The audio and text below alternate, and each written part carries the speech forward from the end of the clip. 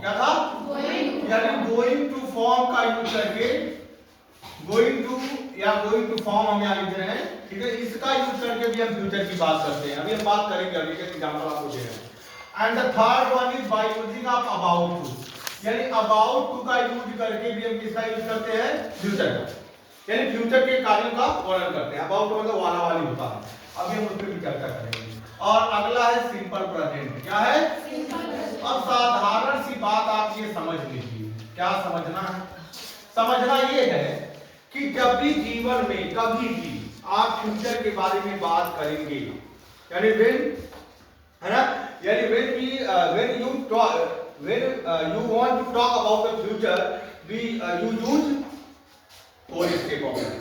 ये चार चीजें आप यूज करेंगे। या तो आप यूज करते हैं सिंपल फ्यूचर टेंस का, इसके बारे में बात करने के लिए, फ्यूचर के बारे में, या तो सिंपल फ्यूचर का यूज करते हैं, या फिर गोइंग टू फॉर्म का यूज करते हैं, या फिर अबाउट टू का, या फिर सिंपल प्रेजेंट का। यानी ये चार तरीके हैं क्या करने के?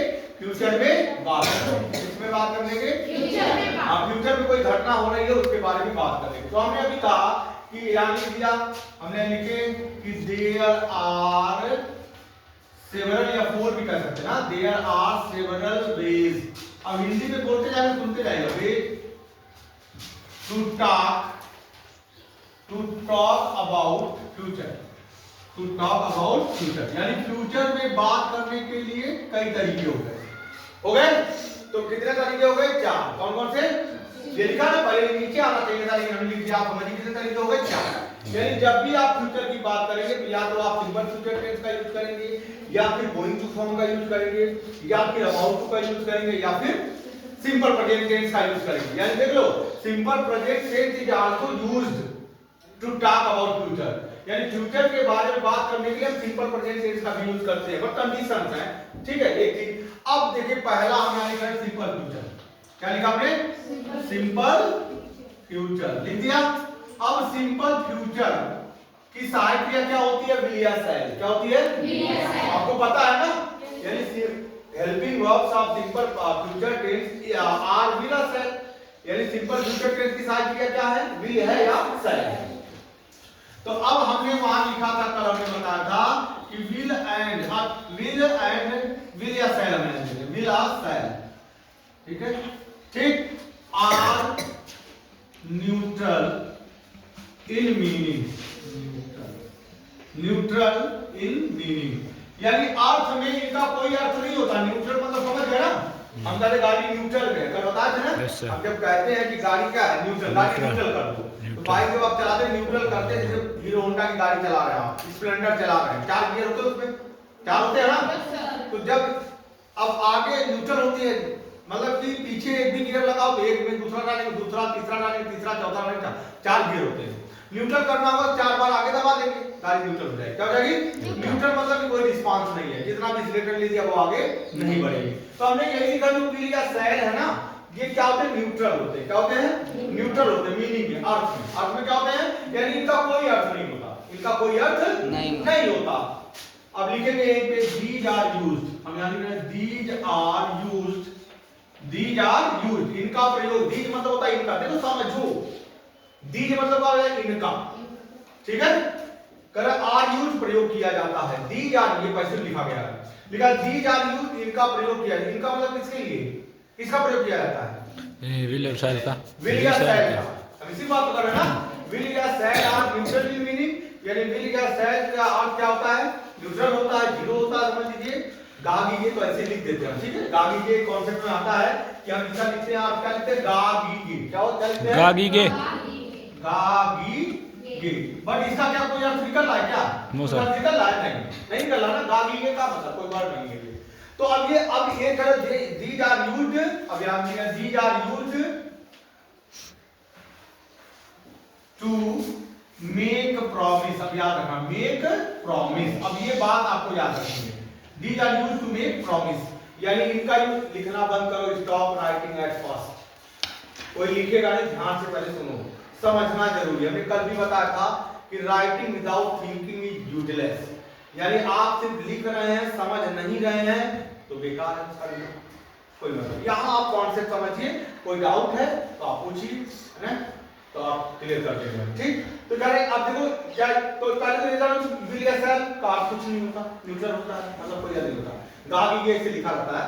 तो अभी का यूज कब करते हैं, क्या करने के लिए, जब हम किसी से प्रॉमिस करते हैं, क्या करते हैं, प्रॉमिस। पहला यूज हो गया VSL का। पहला क्या हुआ कि जब हम यानी when we want to make a promise to someone to do someone for him, यानी जब हम किसी व्यक्ति से कुछ करने के लिए प्रॉमिस करते हैं, वादा करते हैं, तब हम यूज करते हैं VSL का। सब्जेक्ट के अनुसार, ठीक है, आईओटी के साथ विल और बाकी सबके साथ शायद, ये तो पता है आपको। अब आर सजेशन यानी या सुझाव हम देते हैं, क्या देते हैं, आर सजेशन, या हम देते हैं क्या, सुझाव। सजेशन इसका होता है सुझाव, यानी कि VSL का यूज दो कंडीशन में किया जाता है। पहली कंडीशन क्या है कि जब हम किसी से वादा करते हैं, क्या करते हैं, वादा करते हैं, और दूसरी कंडीशन क्या है, जब हम किसी को सुझाव। ये तो ये प्रॉब्लम ये हो गया, एक बात ये हो गई। अब देखो ध्यान से, हम एग्जांपल यहां लिख रहे हैं, एग्जांपल हम लिख रहे हैं, जैसे मैं अब कोई हमसे हेल्प मांग रहा था, कहें मैं निश्चित रूप से, मैं निश्चित रूप से या निश्चित तौर पे, ठीक है, निश्चित रूप से तुम्हारी मदद करूंगा, तुम्हारी मदद करूंगा, ये हो गया ना, मदद करूंगा। अब ध्यान समझना हमारी बात, क्या है, अब ये सेंटेंस हिंदी में लिखा है, लिखा है ना, क्या लिखा है, मैं निश्चित रूप से या निश्चित तौर पे आप हिंदी में कह सकते हैं, तुम्हारी क्या करूंगा, मदद करूंगा। अब ये गा ये लगा फ्यूचर का साइन अप हो गया, फ्यूचर है। अब कहने का मतलब है, अब इस सेंटेंस को थोड़ा एग्जामिन करते हैं, let's deeply examine about this sentence, this Hindi sentence, यानी इस हिंदी वाले वाक्य को थोड़ा डीप में जाते हैं। अब कर मैं निश्चित रूप से क्या कर रहा हूं, मैं तुम्हारी मदद करूंगा। अब ध्यान समझिए, अब जब हम कह रहे हैं मैं तुम्हारी मदद जरूर करूंगा या निश्चित रूप से मैं तुम्हारी मदद करूंगा, मतलब हम आपसे प्रॉमिस कर रहे हैं, क्या कर रहे हैं, प्रॉमिस। मैं निश्चित रूप से तुम्हें पढ़ाऊंगा, तुम कमरे आना, ठीक है, मतलब हम ये कह I am making here a promise to you, हम आपसे प्रॉमिस कर रहे हैं। तो ये प्रॉमिस करने के लिए यूज किया जाता है, तो हो जाएगा आई साथ चला जाएगा शैल, क्या हो जाएगा, शैल, आई शैल हो गया। निश्चित रूप से क्या होगी, निश्चित रूप से, सर्टेनली, क्या होगा, सर्टेनली, क्या हो जाएगा, सर्टेनली, यानी आई शैल सर्टेनली, और उसके साथ हेल्प, और यहां लिख देंगे यू, क्या लिख देंगे, यू, यानी आई शैल सर्टेनली हेल्प यू, यानी मैं निश्चित रूप से तुम्हारी मदद करूंगा। ये क्या है, एडवर्ब है, याद रखना, ये क्या है, एडवर्ब है, क्या है। तो ज्यादातर आप ये चीज और याद रखिएगा, क्लू क्या है कि ऐसे ज्यादातर most of the word which consist of ly at the end of it they are adverbs, यानी याद ये रखना है कि ज्यादातर, सबकी हम बात नहीं कर रहे हैं, ज्यादातर इंग्लिश का कोई शब्द जिसके अंत में क्या लगा हो, ly, क्या लगा हो, इधर देखो जी, where are you looking at, कहां देख रही हो, ly लगा हो, कभी हम पूछ रहे हैं, ऐसे करके नहीं बैठना है। यहां देखो बोर्ड पे क्या लिख रहे हैं, क्या बोल रहे हैं, सुनो, लास्ट में क्या लगा हो, एल है, ये वाई है, तो यल वाई लगा, तो ज्यादातर वर्ण अंग्रेजी के जिनके अंदर क्या लगा हो, हलवाई नहीं, एल वाई, उसको वो होता है एडवर्ब, क्या होता है, क्रिया विशेषण होता है, क्या होता है, वो होता है एडवर्ब, क्या होता है, यानी ज्यादातर most of the word which consists of ly at the end of it are called adverb, वो एडवर्ब होते हैं। ये तो क्लू मिल गया ना, अब ये यहां अंडरलाइन कर दें तो आपको पता हो ly लगा, तो ज्यादातर आप लगा लेंगे एडवर्ब, पता चल जाएगा ना, ये क्लू एक हमने बता दिया आपको, एडवर्ब पहचानने का तरीका पाठा में पीछे। तो अब देखो ध्यान से एक बात और बता देते हैं यहां पे, अगर एडवर्ब है, क्या है, एडवर्ब है, किसी सेंटेंस में आपको रखना, प्लेस कराना, उसको रखना सही जगह क्या होगी, एडवर्ब की, तो याद रखिएगा, अगर सेंटेंस में हेल्पिंग वर्ब है, क्या है, हेल्पिंग, और मेन वर्ब भी है, क्या है, तो एडवर्ब का स्थान बीच में हो जाएगा, इन दोनों क्या हो जाएगा, याद रखिएगा, समझ आएगा। अगर सेंटेंस में सिर्फ मेन वर्ब है, ठीक है, तो एडवर्ब उससे पहले आएगा, कहां आएगा, समझ पाए कि नहीं, ये क्या बताए, पहले बताओ, सच बताओ, ये समझ पाए क्या बताए, नहीं समझे ना, नो सर, थोड़ा सा दिमाग लगाओगे समझ जाओगे, you can easily understand it, थोड़ा सा सुनना पड़ेगा ध्यान से, बोले क्या है। जैसे सेंटेंस लिखा है, हम यहां से हटाते हैं इसको, आप समझिए, हम लिख रहे हैं कि आई शैल हेल्प, है ना, सर्टेनली यू। अब देखना, ध्यान सुनना, ये गलत करता है। सर्टेनली यू, ये ऊपर लिखा है, ठीक है। अब हमारी बात सुनो, हमें क्या, हम पोजीशन ऑफ एडवर्ब की बात कर रहे हैं। किसकी बात कर रहे हैं? यानी सेंटेंस में एडवर्ब की पोजीशन कहां होगी, ठीक है। क्या बता रहे हैं? स्थिति यानी वो जगह कहां होगी, कहां रखेंगे। जैसे सेंटेंस लिखा है, हमने यहाँ कर्ता लिखा है, ये क्या है? सब्जेक्ट क्या है? ये क्या है? हेल्पिंग वर्ब है ना। फ्यूचर इंडेफिनिट क्या है? हेल्पिंग वर्ब है। ये हो गई हेल्पिंग वर्ब। ये क्या है? मेन वर्ब है। ये क्या है? मेन वर्ब, वो क्रिया है। क्या है?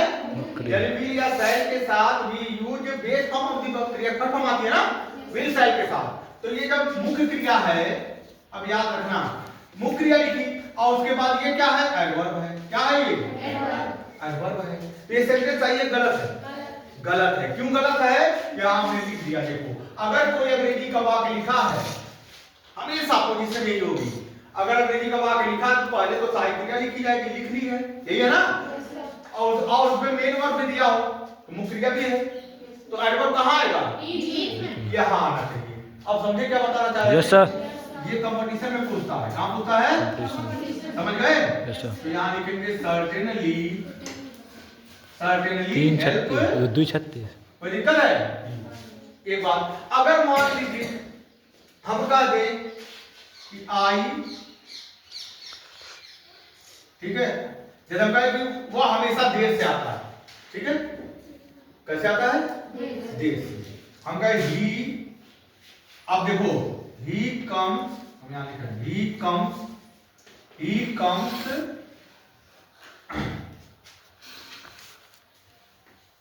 लेट। अब समझो हमारी बात। एडवर्ब ऑफ फ्रीक्वेंसी, देखो ध्यान समझो, ये जो एडवर्ब ऑफ फ्रीक्वेंसी है ना, अब ध्यान समझना हमारी बात। अब बताओ इसमें क्रिया कहां है? इस वाक्य में सहायक क्रिया है? Yes sir. लेट कहां सहायक क्रिया है? नहीं है सर, नहीं है। हेल्पिंग वर्ब है किसी टेंस की?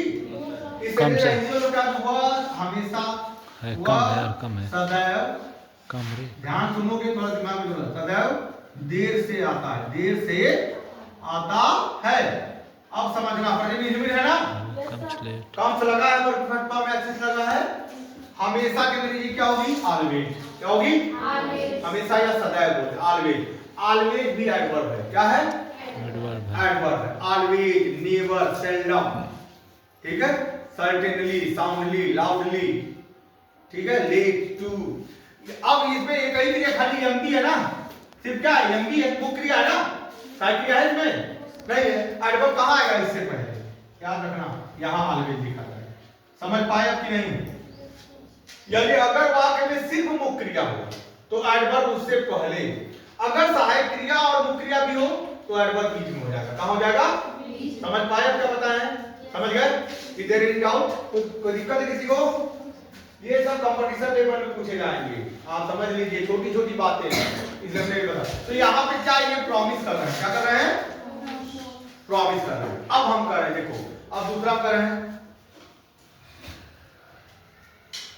मैं आज सिनेमा जाऊंगा, या मैं आज करो, मैं सिनेमा देखने जाऊंगा। चलो, मैं सिनेमा, सिनेमा मतलब फिल्म, ठीक है, देखने जाऊंगा, देखने जाऊंगा, जाऊंगा आज करेंगे, आज लगा देंगे सर, मैं आज यहाँ कर रहे हैं, मैं आज। अब देखो, मैं आज सिनेमा देखने जाऊंगा, ठीक है।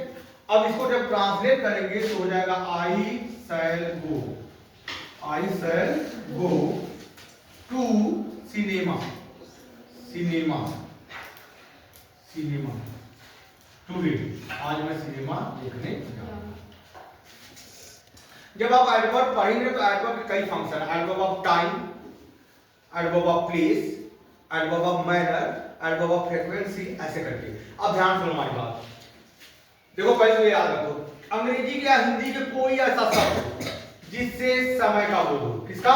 समय का। शब्द पढ़ोगे पता चल जाएगा टाइम है, टाइम बता रहा है, तो याद रखना वो एडवर्ब है। क्या है? एडवर्ब। ऐसा कोई शब्द जिससे स्थान का बोध हो, किसका? प्लेस का, एडवर्ब होगा। क्या होगा? एडवर्ब। ठीक है। ऐसा कोई शब्द जो माइनर बता रहा हो, तरीका काम किस तरह से हुआ एडवर्ब होगा। और भी आप लोग फंक्शन है तो हम बाद में बात करेंगे। खैर ये टुडे क्या है, एडवर्ब है ना। Yes sir. कैसे पता चला? आज टुडे क्या बता रहा है? समय, स्थान, समय क्या बता रहा है? समय। कोई भी शब्द याद रखिएगा, ये पढ़ेंगे उसमें पाराविट में। ऐसा कोई शब्द ना जो समय की बात करे, यस्टरडे, टुडे, ठीक है, समझ में आया? तो ये सब होते हैं आपके एडवर्ब। स्थान की बात करेगा, जैसे मैं कम हियर, हमने यहाँ क्या लिख दिया? Come here. यहाँ आओ, तो यहाँ ये क्या एडवर्ब है? क्या है ये? क्या बता रहा है? प्लेस की टाइम, टाइम बता रहा है। हमने कहा कम स्थान, स्थान, ये स्थान बता रहा है। कहा रहा मतलब हमने कहा कि क्या नाम तुम्हारा? आंसू। हमने कहा आंसू यहाँ आओ, मतलब आंसू इस स्थान पे आओ जहां मैं हूं, ठीक है, समझ में आई बात? तो ऐसे सारे शब्द ना जो टाइम का बोध कराते हैं, जो स्थान का बोध कराते हैं, जो फ्रीक्वेंसी बताते हैं, है ना, और जो माइनर तरीका बताते हैं, ये सब एडवर्ब होते हैं, है ना, 8 फंक्शन होते हैं। खैर, तो ये हो गया आई सजेशन। तो यहाँ पे सजेशन है कि क्या है? सजेशन, सुझाव है। हम यहाँ बी कर देते हैं, चलो आई की जगह बी क्या कर दें? बी, तो हो जाएगा सजेशन। ये क्या हो जाएगा? सुझाव है। क्या है? हमने कहा we shall go to cinema, तो आज हम सिनेमा जाएंगे, सुझाव क्या है? तो देखो अब एक चीज आप समझ गए कि ये सुझाव है। हाँ आज हम सिनेमा देखने जाएंगे। यहाँ पे go to see the cinema भी हो सकता है, गो टू सिनेमा समझ गए, ये सुझाव नहीं है। हम कहें लेट्स गो टू सिनेमा, आप सिनेमा देखने चलते हैं, सुझाव नहीं हो गया? Suggestion, proposal, suggestion. तो ये सुझाव है। क्या है? ये सजेशन है। क्या है? चलिए अब याद रखिएगा, ये तो हो गया। अब अगले पॉइंट पर, तो ये समझिएगा विल या शैल की स्टेटमेंट टाइपिंग है, सिंपल फ्यूचर की है, और ये न्यूट्रल होती है, इनका कोई अर्थ नहीं होता है। What are you doing over there? इनका अर्थ न्यूट्रल होता है, जीरो होता है। समझ लीजिए गाड़ी के कॉन्सेप्ट आते हैं, लेकिन वो समझिए गाड़ी की होता है, क्या मतलब निकलता है? मतलब निकल रहा है, सिर्फ गा कहने से समझ पा रहे हो नहीं? दीज आर यूज्ड, ये चीजें आते हैं विल या शैल जब हम किसी से प्रॉमिस करते हैं या फिर सजेशन, क्या देते हैं? एक तो ये बात हो गई। अब ध्यान देखो, हाँ लिखा नहीं सर, कोई बात नहीं, बना लेना, हिंदी भी लो, ट्रांसलेट करना। आगे देखो, लो अब ये बता देंगे। आगे देखो, अब क्या करें? अब कंडीशंस की बात कर रहे हैं। किसकी बात करेंगे? कंडीशन। किस कंडीशन में आप यूज करेंगे विल या शैल का? क्या क्या कंडीशंस हैं? कल एक कंडीशन हमने बताई थी आपको। पहली कंडीशन क्या थी? यानी वी यूज, हम टाइम देखो तो वी यूज सर बोलो मत, 43 बोलो वी यूज सिंपल फ्यूचर। हाँ वी यूज सिंपल फ्यूचर या विल या शैल। आप कर लो सिंपल फ्यूचर हो गया ना, विल या शैल का मतलब फॉर द एक्शन, हाँ for the action which can not be, हाँ for the action which can not be, which can not या कांट भी लिख सकते हैं, ठीक है, can not, can't be control, ये लिखा था कंट्रोल। यानी हम इसका यूज करते हैं उन एक्शंस के लिए जिन पे हम कंट्रोल नहीं कर सकते। ऐसे काम पे एक्शन मतलब क्या है? काम। यानी विल या शैल का प्रयोग हम उन कार्यों के लिए करते हैं जिन पे हमारा कंट्रोल नहीं होता है। ये पहली कंडीशन हो गई, ठीक है। प्रॉमिस सजेशन के तो करते ही हैं, और एक चीज तो ये भी हो गई कि अगर ये प्रॉमिस और सजेशन के लिए भी यूज हुआ, अभी तो एग्जांपल लिए। अब तीसरा मान लीजिए यूज है इसका कि जब हम कोई ऐसा काम कर होने वाला होता है जिसमें हम कंट्रोल नहीं कर सके। हमने एग्जांपल कर दिया था कि अगले सप्ताह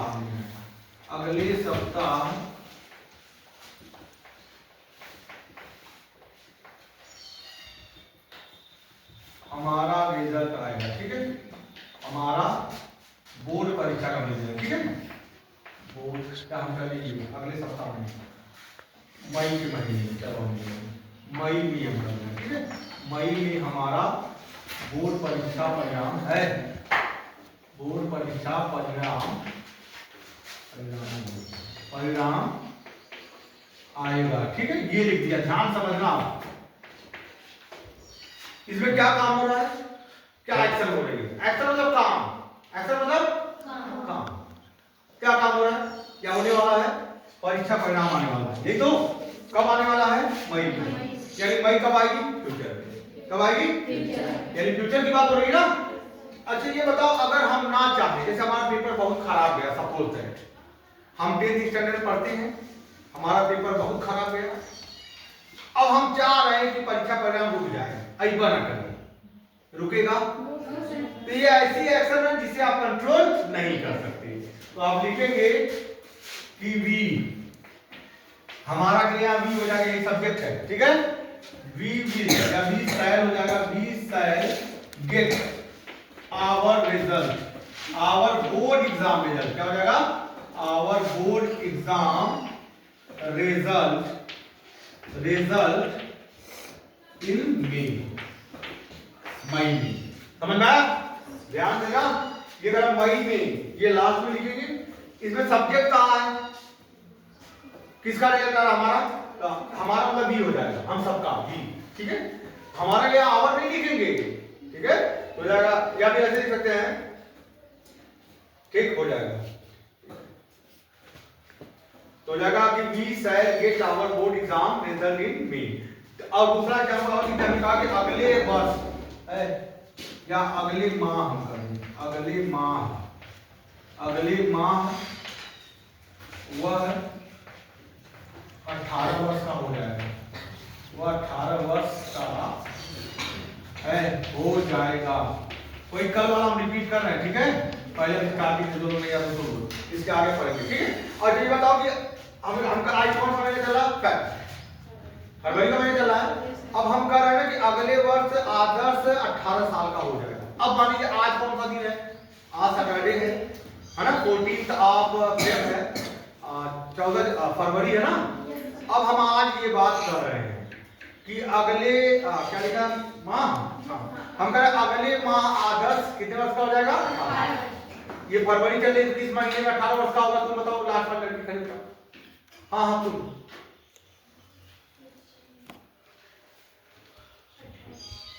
ये लिखा है, हम ये बात आपसे बोल रहे हैं, हम कह रहे हैं कि अगले वर्ष आदर्श 18 साल का हो जाएगा। तो वो कौन सा महीना या अगले माह हमने कहा, तो कौन सा महीना होगा? महीने का नाम बताओ। अभी हम तुमसे कह रहे हैं कि अगले वर्ष आदर्श 18 साल का हो जाएगा, तो ये महीना बताओ कौन सा होगा? किस महीने में 18 साल का होगा? आज कौन सा चल रहा है? ये कौन सा माह चल रहा है?